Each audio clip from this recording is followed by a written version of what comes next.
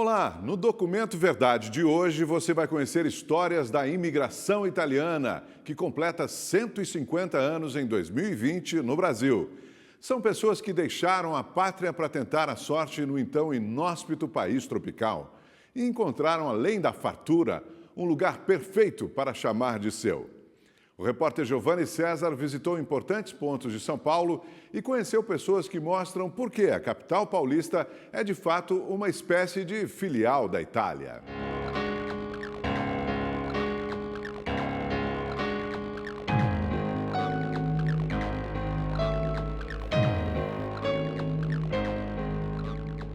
A história da imigração italiana no Brasil é antiga e vem de tempos em que nem eu e nem você, e muito menos toda essa gente era nascida. Vem da época em que o mundo ainda tinha entre suas mazelas conhecidas o tráfico de escravos. Era o século XIX, mais precisamente após 1861. Os italianos começaram a chegar em peso a partir de 1880 e se estabeleceram primeiro nos estados do sul do país, principalmente para trabalhar com o cultivo do café. A notícia do crescimento das lavouras de café chegou na Itália e era mais do que um argumento para desbravar uma terra desconhecida. Era a chance de ter um emprego e um lugar para morar. E não pense que eles não enfrentaram tantas dificuldades. Já imaginou viajar por um oceano inteiro em embarcações como essa? Dos que chegaram e adotaram São Paulo como a segunda casa, um dos mais ilustres foi Francesco Matarazzo. Empreendedor, pioneiro e arrojado, construiu um império industrial tão forte que era maior do que toda a riqueza de qualquer estado brasileiro, menos São Paulo, claro.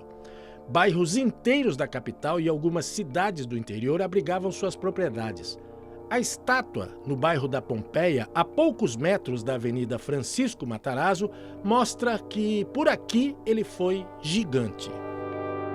A industrialização no Brasil deve muito a uma família, Matarazzo. E foi aqui no bairro da Pompeia, na zona oeste da capital paulista, que a família colocou suas indústrias. Hoje, as indústrias não existem mais, pelo menos não estão presentes mais nesta área. Onde estão prédios residenciais era a área das caldeiras. Mais na frente ainda tem algumas torres que servem de memória, servem para lembrar aquela época de ouro. Mais à frente, prédios comerciais ficam onde eram as indústrias em si. Não é por acaso que elas estavam ao lado da ferrovia. Por aqui eram escoados os produtos para o Brasil e até para países aqui da América do Sul. A família influenciou e também ajudou a construir essa ferrovia. Foi num daqueles navios, no ano de 1954, que chegou Il Signore Giuseppe, vindo diretamente da Calábria, no norte da Itália. Desembarcou no Porto de Santos e veio morar na capital. E como todo Giuseppe, virou Pepe, como é conhecido na família e na vizinhança. E vocês dois são lá da Calábria, da região da Calábria? Sim, sim. Todos os dois da Calábria, da mesma cidade. Na mesma cidade? Da mesma cidadinha. Mas casaram lá ou aqui? Não, casamos aqui. Casamos com procura. Ah, por procuração. É. Como assim? E, Mandou, ela eu casou. casei aqui no Campo Redondo, numa igreja. Sim. Aí eu mantei lá e ela casou na nossa cidade lá com meu irmão. O meu irmão fez o casamento, o noivo. O noivo aqui e a noiva lá. É isso, Foi desse jeito? desse jeito. E aí? É. Aí, Ele mandou a não, procura o para munici- mim. A prefeitura lá do município da prefeitura de Santo Amaro fez o quê? Fez o casamento e o casamento, tudo certinho. E aí passaram a viver junto e tal? Fui aqui. Depois de quanto tempo? Fui pouco. E eu veio em 58. 4 anos depois? Depois um estandinho eu vejo. Nós Mas moramos. nós já se conhecia lá, né? Éramos... Como é que é isso? Casamento por procuração, um noivo aqui, a noiva lá? Mas todo mundo vinha com procuração antigamente. Era assim? Como é isso? Agora, vocês sentem muita saudade lá da sua cidade? E eu tenho. Só que a minha irmã faleceu, agora não tenho ninguém, tenho só sobrinho. Mas tenho saudade de... Tô vendo os olhinhos brilhando assim quando fala. Brilha de onde tanto. Faz o quê, né? Emociona, né? Sim. Agora ele não tem ninguém. Também tem sobrinha, tem. Vocês são brasileiros ou italianos? Podemos dizer o quê?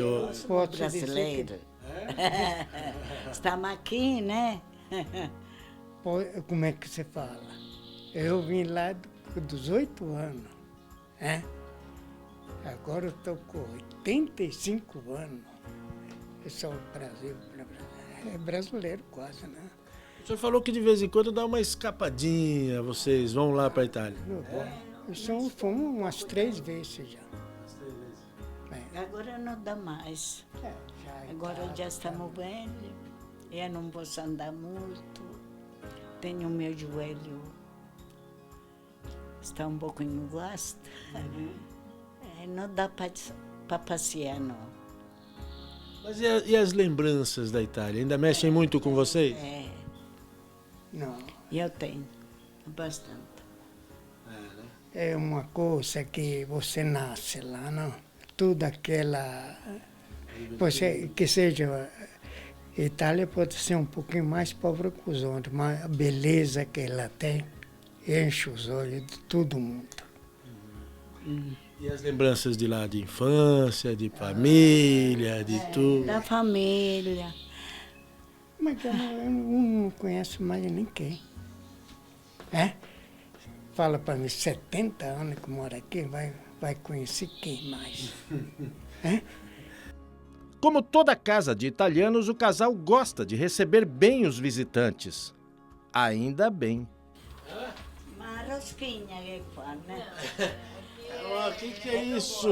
É feito com alho, óleo, orégano. É um pouquinho e com carinho. de sal. É com carinho também. Mas adivinha se eu vou provar isso? Claro que sim. Dá licença, hein? Tudo. Eu vou Ah, buscar o lado bom da reportagem. Em casa de italiano.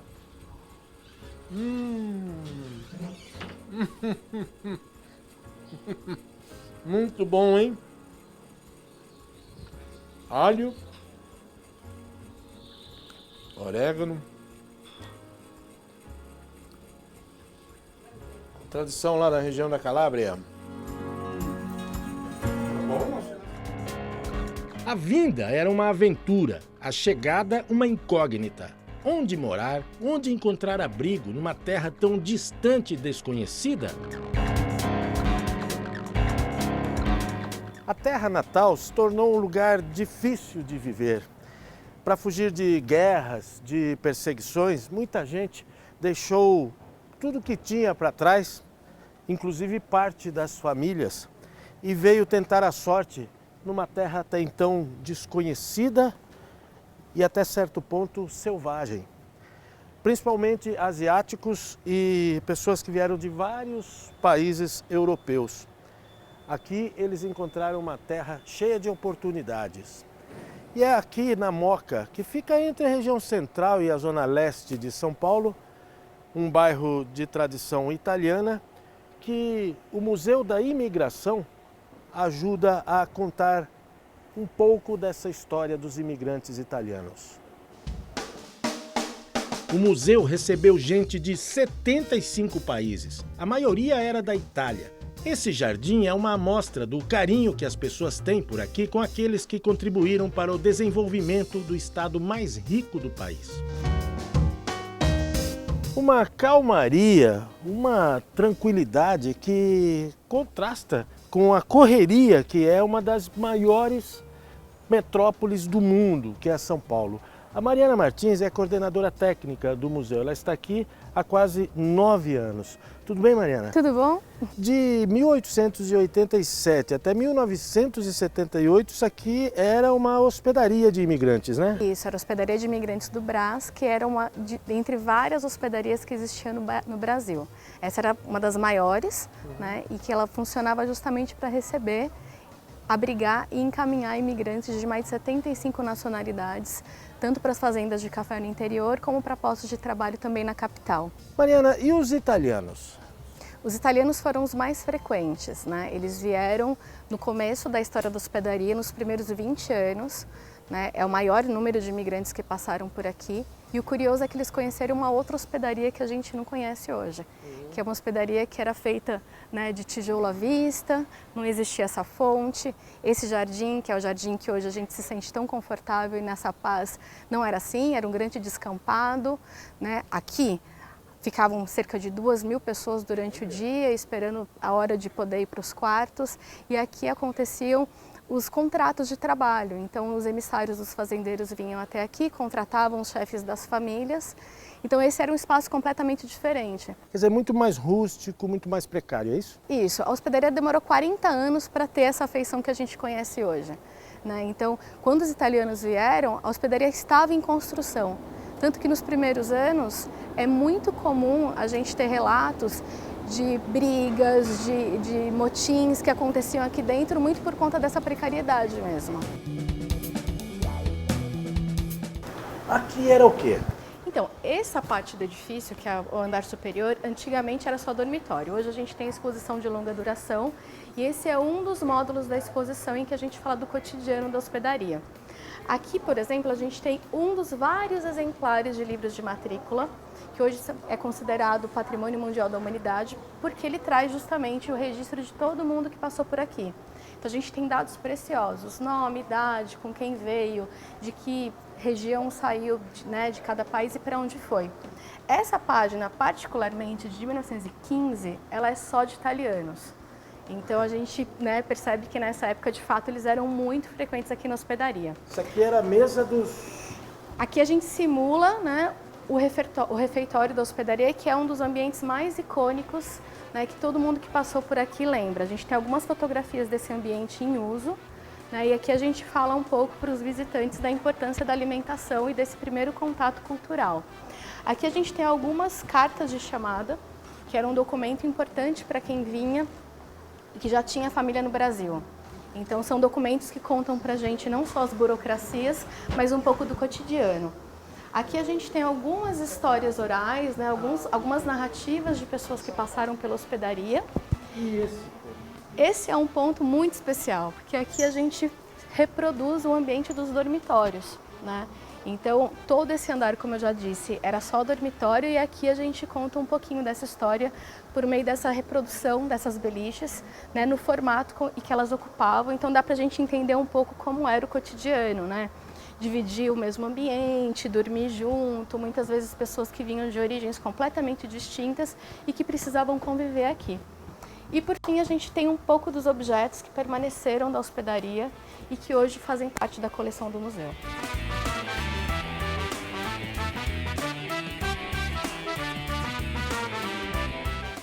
Bem, aqui a gente tem alguns objetos que ou eram, né, de uso da hospedaria ou permaneceram aqui depois do fechamento.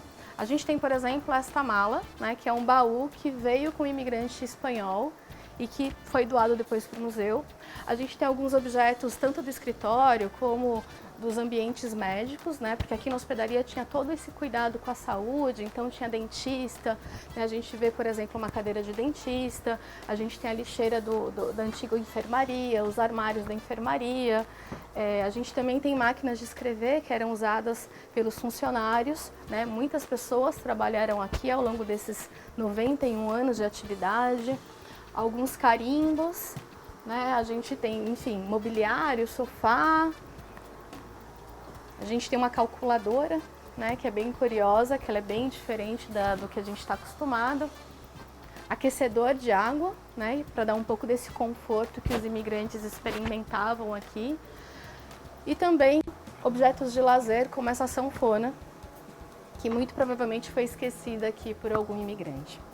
E aqui embaixo a gente tem 2 farnéis, que eram essas embalagens em que cada imigrante, quando saía daqui já com seu trabalho, né, encaminhado, eles recebiam pão e salame. Então eles podiam fazer essa alimentação no trajeto de volta de trem. Então aqui a gente tem 2 exemplares desses farnéis.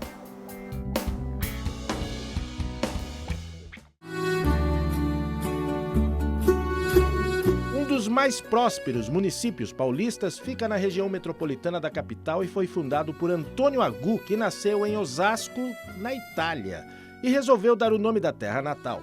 Aqui, o Teatro Municipal é Glória Giglio, as ruas têm nomes de italianos e as cores da bandeira de Osasco, não por acaso, são em verde, vermelho e branco. Osasco, aqui na região metropolitana da Grande São Paulo, é uma das cidades mais italianas aqui do estado. E aqui nessa casa mora uma senhora, Dona Pia, que chegou no Brasil há 43, 44 anos. A gente veio para bater um papo com ela. Vamos ver se ela está em casa, né? Oi, que é? Oi, Que é que tá chamando? Dona Pia? Oi! Sou Giovanni da Rede TV, vim conversar com a senhora. Opa, eu vou lá. A senhora pode descer? Ah, vou descer? Vamos! Ah, vou descer. Tá Tudo bom. bem. Dá pra ver que o papo aqui vai render, né? Vamos aguardar. Venha, Zé. Rede TV na minha casa. Sim! Olha que beleza. Estamos conversando com os italianos que moram aqui, Opa, né? então vamos.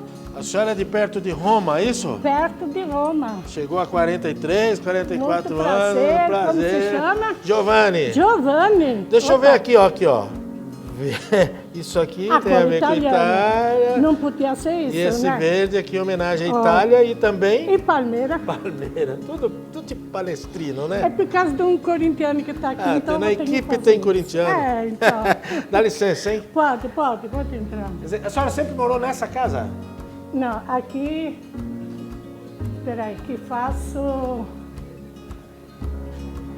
40 anos mais ou menos que tá aqui. Ué, 40 anos. Nessa cara, casa, verdade. só 40 Praticamente anos. logo depois de chegar aí. Isso.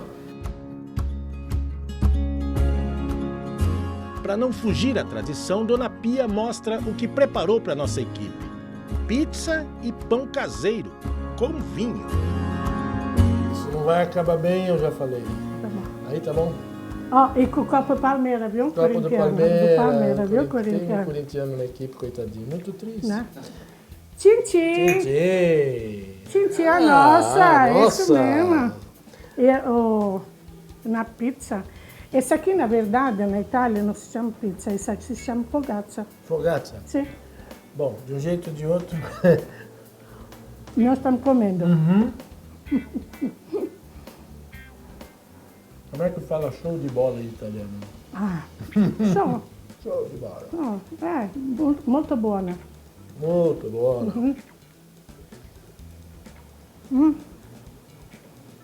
Mas a gente fez tchim-tchim, não bebemos. Tem Ainda que não. beber. Vamos ter que beber, né? Então, tchim-tchim tem que beber. Tchim. A nossa. Bom.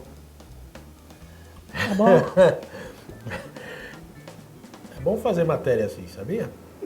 Você Gostoso, come, né? bebe, com italiano.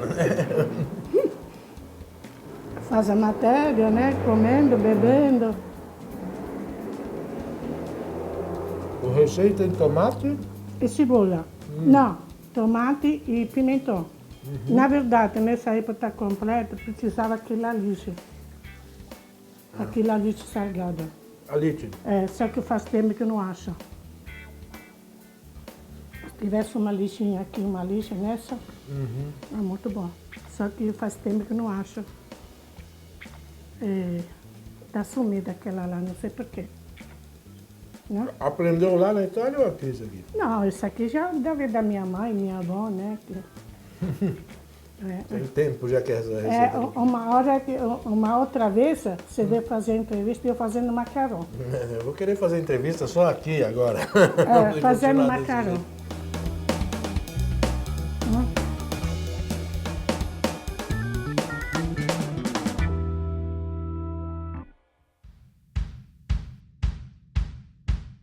nome dessa cantina em Guarulhos já denuncia. Aqui tem um italiano no comando, amante da boa música, do futebol e de uma boa conversa com os amigos. Esse sessentão napolitano chegou ao Brasil antes mesmo dos 30 anos de idade. Quando cheguei no Brasil, que eu vi o tamanho do país que era. Isso que me surpreendeu muito, o potencial que o Brasil tinha. Eu que vinha dos Estados Unidos, um ano antes de estar nos Estados Unidos, 50% dos Estados Unidos deserto. E eu vim aqui no Brasil, era terra com terra, laranja, é café, é leite, é vaca. Falei, nossa senhora, mas como esse país é rico? Como é possível que esse país é pobre? Não é possível. Um país como esse tem que comandar no mundo. Um país que tem um clima perfeito, tem o norte que é tropical, tem o sul que faz frio. Mas como é possível que o Brasil é pobre? Até hoje, estou esperando ainda essa reviravolta do Brasil. Ainda estou esperando, porque ainda não teve. Porque o Brasil, para mim, tem um grande potencial, um dos países mais fortes do mundo. É para ser a primeira potência do mundo. Quando a gente vê a China, vê os Estados Unidos, na frente do Brasil, eu me assusto. Eu nunca vi tomate um ano inteiro, berinjela um ano inteiro. A Itália é o país das conservas. Por quê? Porque 1 mês, 2 meses tem berinjela, 2 meses tem tomate. Então, se você não faz conserva, você não come esses alimentos um ano inteiro. Por isso que a gente faz muita conserva. Aqui não precisa. Aqui você vai na feira, vai em janeiro, ou vai em julho, tem a escarola, tem o pimentão, tem ver o potencial que tem esse país. É para ser como quero dizer, teria que fornecer o mundo inteiro de alimentos, de matéria-prima. O que tem de soja por aí, café, laranja, eu nunca vi. É 10, 20 vezes o tamanho da Itália. É alguma coisa que surpreende. Isso que me impressionou logo de cara. O povo brasileiro. Não, o povo brasileiro é muito receptivo. É ótimo também morar no Brasil, porque não tem muito racismo, não tem muita divisão de raças. Aqui nós vivemos todo mundo junto. Vem o libanês, junto com o italiano, junto com o chinês, junto com o japonês. Você já viu brigar por causa de religião aqui no Brasil? Tem tudo quanto é igreja aqui no Brasil. Entendeu? E não convivemos todo mundo junto. Convivemos perfeitamente. Lá fora faz guerra por causa disso.